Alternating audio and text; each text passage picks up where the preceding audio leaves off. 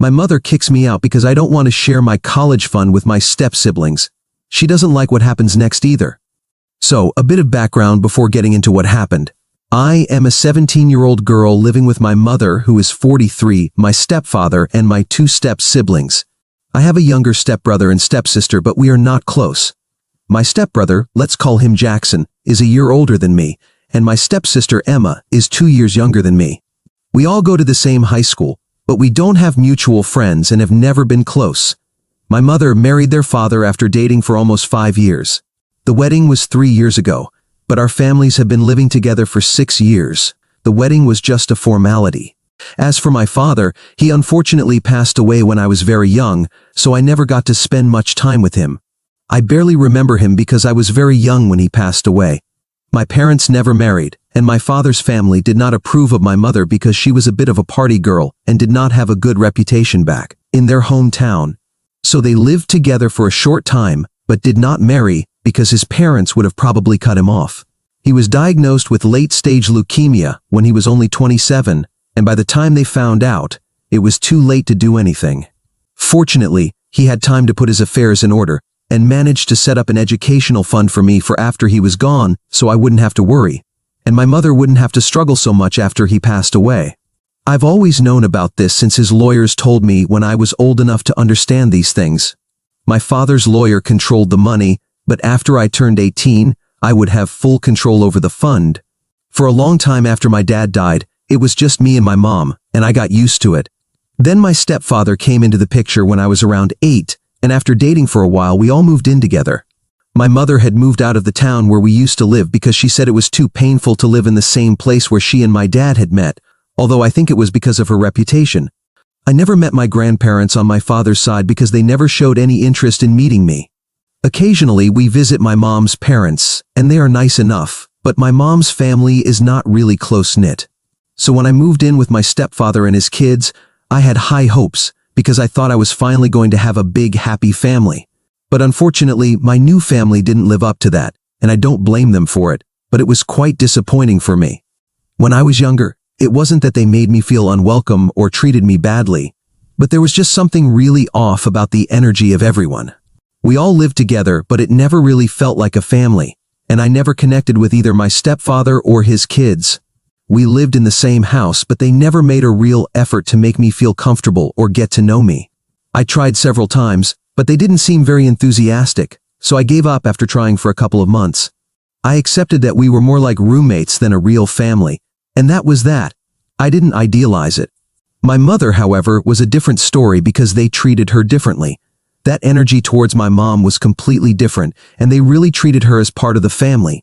I could be very wrong here, but I feel like part of the reason my step-siblings and stepfather were happy to include my mom and pretend to be a happy family with her and exclude me was because my stepfather's ex-wife had been a nightmare.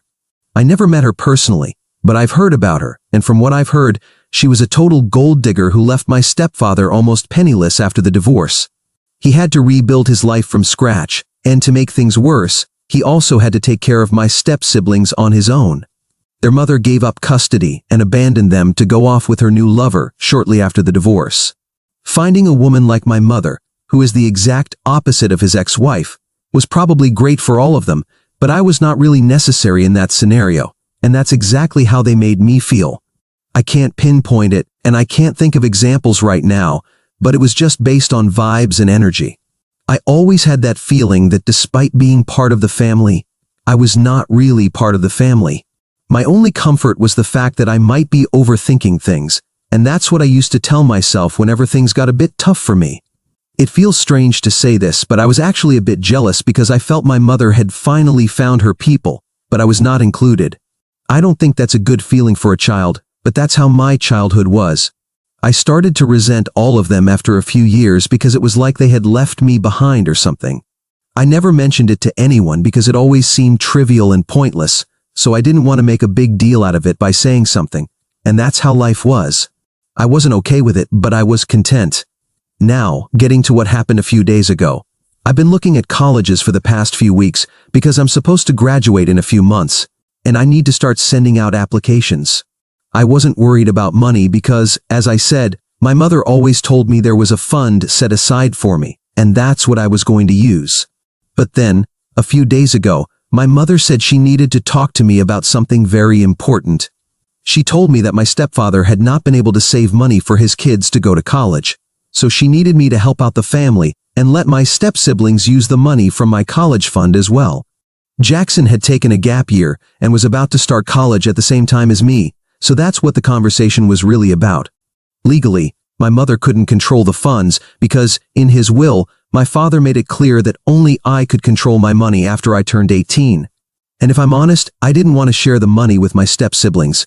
For one, I didn't consider them family, and I'm sure they didn't either. And second, even if I didn't end up using the entire amount my father left for me, I would still like to use the fund for myself. That kind of money could really help me get a good start and be useful for me when I get my own apartment and things like that, until I start earning my own money. Also, I had already saved a lot since I went to a public school instead of a private one, and my mother didn't have to spend money on my education until now. I was also a very good student, so I was expecting to get a scholarship at whichever university I decided to apply to and enroll in. Money had never been a concern for me, but now that I was becoming an adult and was about to turn 18 in a few months, I was starting to think about saving and earning money. Giving money from my funds to my step-siblings didn't seem like a good idea to me. So, I told my mom that I wouldn't be sharing those funds with them because I didn't think it was necessary. If Jackson really wanted to go to college, he could simply do what millions of kids do anyway, and get a student loan. My mom was not happy with my response and said I was being selfish, and I didn't disagree. I was actually being selfish and saw nothing wrong with it. So instead of arguing with her, I just told her that I was being selfish and was completely fine with it, because I didn't consider my step-siblings family. That's when my mom started yelling at me, apparently believing that what I said was nothing short of a criminal offense. It took me a few seconds to process the fact that she was losing her mind simply because I had told the truth and said I didn't consider my step-siblings family. The double standards were incredible, because on one hand, the family had treated me like an outsider for the last 8 years, and she never seemed to notice, or maybe she did and just didn't care. But when it came to me, I had to consider them family and treat them as such without any reason. I tried to talk to her calmly and without yelling in her face, but it was pointless because she was already out of control, calling me ungrateful and other things. So I waited for her to finish yelling at me, and then I told her she could yell at me all she wanted, but I wasn't going to change my mind. The only thing yelling was going to achieve was to alienate me even more and make me feel even less inclined to help them in any capacity. My mom calmed down a bit after I said that, and I thought we were finally going to have a rational discussion where I could express my feelings, but that was naive of me. I had forgotten that in that house, my feelings didn't matter at all. The only thing that mattered was if my mom, my stepdad, and my step-siblings were happy. My happiness was not important to any of them. So after my mom calmed down, she told me I had a week to decide, but after that, she would be forced to kick me out of the house.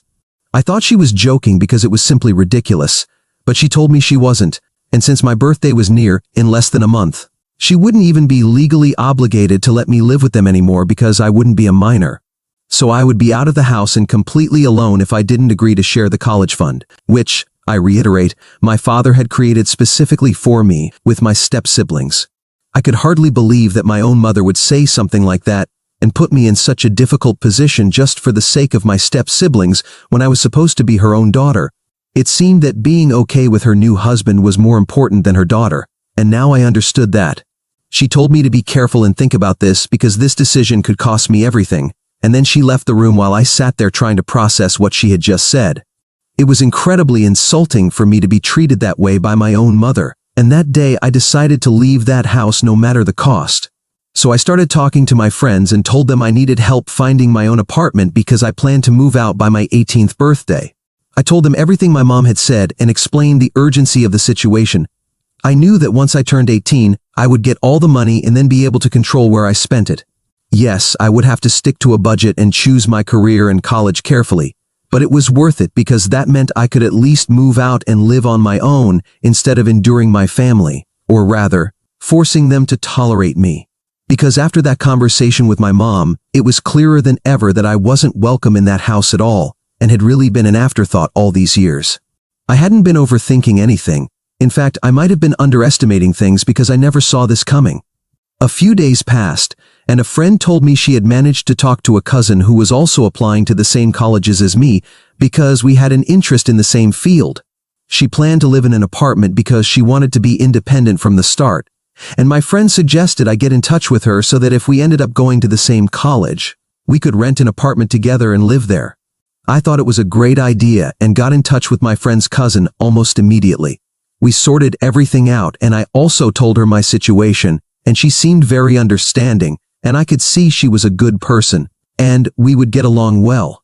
So that part was resolved, and the only thing I had to worry about was where I would live until college started, as there were still several months to go. But it turned out to be quite easy for me to resolve that because my friends told me I could go live with them until college finally started. It was a complicated and risky plan, but I was willing to go through with it because anything would be better than living with my mom and these people. Because the way they were treating me after that fight with my mom was horrible. And I don't mean horrible in the sense that they were talking badly to me or torturing me or anything, but what they were doing was much more humiliating. Everyone had banded together against me and acted like I was the most disgusting creature that had ever existed. Like if I walked into a room, everyone would instantly stop talking and go back to their own rooms. They gave me sidelong glances all the time and refused to even talk to me as if I had done something wrong. It was humiliating, and I felt like running away because it just felt so bad. It took me a while to find something for myself, but I decided that as soon as my friends were ready to take me in, I would leave this place. So the day my mom spoke to me again to ask if I had changed my mind, I decided to tell her the truth and then leave. I told her that I hadn't changed my mind and that I was really going to leave this place. I told her that the way she and her family had been treating me over the past week was nothing short of psychotic, and I couldn't keep putting up with it. I told her I had already talked to a couple of friends and would be living with them until I could start college and move out of here. I told her I never wanted to see her again, so she was free to throw me out, and I wouldn't care. I already had a plan in mind, so it didn't surprise me much when my mother yelled at me again and told me I needed to get out of her house because it wasn't a place for selfish and ungrateful girls like me. I left quite happily and was glad to see them for the last time, but that wasn't the end of the road for my plan. During the time I spent in my room completely alone, I had been thinking of ways to get back at my mother. Since she married my stepfather, life had changed for me, and not in a good way, but she didn't even seem to care because she was happy with her new family. I had tried to be happy for her and suppress my own feelings about it, but now it was very obvious that she didn't care about me at all, and her stepchildren were more important to her than I was. The way she had been treating me made me feel awful, and I had decided that I wasn't going to let this go unanswered. So that's why, as soon as I left the house, I decided to tell the whole truth about her and let everyone know what kind of person she really was. The only reason I even waited a week to leave her house and then talk about her ridiculous demands was that I didn't want her to have any access to me to even tell me how disappointed she was in me or whatever. Because no one in their right mind would ever support the things she had said to me, so when everyone found out, a storm would start for her. So once I had moved in with a friend, I decided to go on my social media and make a post about my mother. I wrote about the incident that took place, and how my mother had been yelling at me just because I didn't want to contribute to her stepchildren's college fund. I also mentioned that none of them had ever treated me like family, but my mother never seemed to have a problem with that. It was only a problem when I did the same to them. I gave more details than in this post, recounting specific incidents where I felt completely excluded. I talked about the double standards. I also mentioned how she had practically forgotten about me once she started living with her new family. And I also said that I found her to be the most selfish creature on this planet due to the way she had been behaving with me just for saying no to something completely ridiculous. Any sane person in my position would have said no, as the money she was talking about had been left specifically for me by my father. It wasn't for anyone else to use, and I didn't think it was fair to demand that I share it with people who never made me feel like part of their family. I might have even considered it if my step-siblings had been kind to me at some point, but that wasn't the case here. I was really frustrated and let out all my frustration in that one post. I knew this would negatively affect my mother, since she had a lot of people following her, including my father's friends and their children. But at that moment, I simply didn't care and wanted to get back at her. To be honest, she had been my only source of support and happiness throughout my life, because I only had one parent to rely on, and my grandparents weren't really in touch with me. She had been my first and most important friend, So when she chose my step-siblings over me, it felt like a huge betrayal. I was really hurt and just wanted to get it all out of my system without worrying about the consequences. So I made that post, and exactly what I expected to happen happened. I received several messages from my mother saying I had ruined her life because everyone had seen that post, and it had been shared numerous times. My mother was quite popular in her circle of friends, so it was no surprise that people were just looking for an excuse to talk about her, and I had thrown fuel on the fire. She tried calling me several times, but I didn't answer any calls or respond to any texts. I was just very sad and had hoped that making that post would make me feel less upset. But the messages my mother sent me after that only made me feel worse about my decision. I could tell from her messages that she was really devastated by this. She said things like she never expected me to do something like this, that she had raised me to be kind and compassionate. But I was the opposite of both, and she couldn't even believe I was her daughter. And then she pulled out the big one and told me that if my father were alive today to witness this vengeful and malicious side of me, he would be terribly disappointed and wouldn't even want to be related to me. That really hit me hard, and I felt like I was doing something horrible. I started to rethink everything, and that's what finally brought me here. And at this point, I don't even know if it was right for me not to want to share my college fund with my step-siblings. I don't know if I should try to make things right with my mother and the others, because I don't even know if I can face them after what I did. But also, this could be a very clever way to try to manipulate me, and if it is, it's definitely working. That's why I need you all to help me, because now that you have the facts, you can give me your unbiased point of view. So, am I the bad one for refusing to share my college fund with my step-siblings and then making a post against my mother? Update 1. First of all, thank you very much for the response. Many of you sent me really kind messages, and that made me feel better about myself and what I did. I guess I needed that to see things as they are.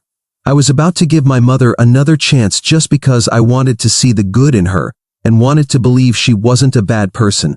But what kind of mother says and does the things she did? She's simply not a good person, and it's time for me to accept that instead of trying to fight it. So I blocked her to make sure she couldn't contact me again. I knew that if she texted me again, it would only be to manipulate me or to make that post go away. I don't want to delete that post. I want it to stay up at least until she apologizes to me. She knows where I am because my friend's mother told her I was living with them, so she knows where to find me. And despite knowing this, if she doesn't reach out to me, I'll take it as a sign that she doesn't care about me and that she's more concerned about her own reputation. Update 2. So, it's been 2 weeks since I've been living with my friend and moved out of my stepfather's house. After that post, I had absolutely no contact with anyone in my family. I went to school for a couple of days and saw Emma a few times, but she just gave me a really nasty look and pretended I wasn't even there. It's not surprising considering the fact that they are practically experts at pretending I don't exist. They've been doing it for the past 8 years, so they must have found it easier now. Anyway, my mother finally came to visit me yesterday afternoon. She arrived here with a black plastic bag that people usually use for garbage and left it in the living room, saying it had all my remaining things in it, basically everything I couldn't pack in my bag when I left home. I felt a bit insulted that she had used a garbage bag to pack my things, and it was much more insulting when she dumped it all on the living room floor, leaving me to pick it up. My friend and her parents, who saw all this, were horrified. They didn't like my mother's behavior at all and really took the time to argue with her about it. They told her that considering the fact that I was her only daughter, she should have more compassion for me instead of treating me like trash. They really scolded her, but she didn't take it well. She told them they had no right to talk about how to raise her daughter when they were the ones harboring a delinquent like me. I almost laughed when she said that because I was far from being a delinquent. I was literally an outstanding student, and she knew it. I almost mentioned it myself, but I didn't have to, thanks to my friend who defended me. She told that to my mother, and also that she was grateful her parents were nothing like my mother and had a heart. It turned into a kind of fight where my friend's parents threatened to call the police, so, reluctantly, she left. I was really grateful for my friend and her parents. I don't think it was really necessary for them to take my side, but they did, and I couldn't be happier about it. This is probably the first time in my life that I have someone who fights for me on my behalf, and it was really touching. But anyway, I don't think my mother will come back soon because after the welcome she received yesterday, she wouldn't dare show up here again. And I really hope she doesn't show up because I'm tired of the drama now. I want to move on with my life and start a new chapter, but I can't do that if she keeps showing up over and over again. So I hope this is the last time I encounter her. Update 3. Hello again. It's been a long time since we last saw each other. I haven't updated in quite a while, I think a couple of months, but you can't blame me for that. It was because I was applying to universities and trying to get into a good one with a scholarship. I've been working really hard, and it all paid off. I'm in my first choice of university, and yes, I'm following the plan I came up with a couple of months ago. My friend's cousin, who is also applying to the same universities, was also accepted here, and we are going to rent an apartment and live together. She is a very sweet girl, and the fact that she is my friend's cousin is just the icing on the cake because this way, I can keep in touch with everyone. I know many are waiting for an update on my mother and not how I'm doing in life, but don't worry, I have something to tell you about her. But since it's a bit long, I left it for the end. My mother showed up again at my friend's house, and this time things got really ugly.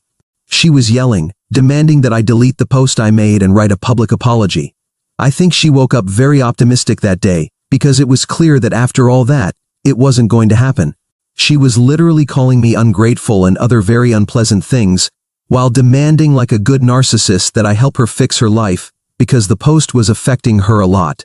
By then, I was a bit unsure of what to do because everything happened so fast, and I didn't know if she could get more violent. The situation escalated quickly and turned into a big fight. There was struggling, yelling, and a lot of chaos. At one point, she grabbed my arm and started dragging me as if she were kidnapping me. All the while, she was yelling for me to delete the post. My friend's parents finally called the police to intervene, in addition to helping me break free, because the situation was out of control.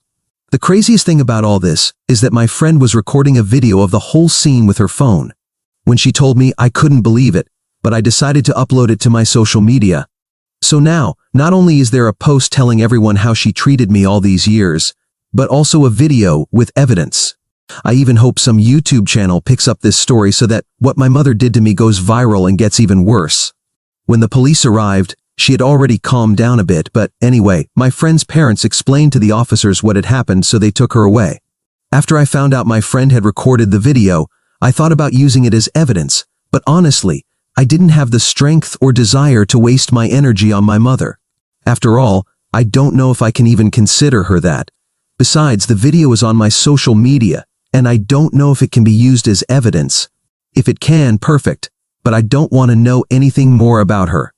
I know many expect a stronger revenge against my mother, but if you were in my shoes, you'd probably be as exhausted as I am from so many years of living through this, so the best thing for me is to cut all ties with her.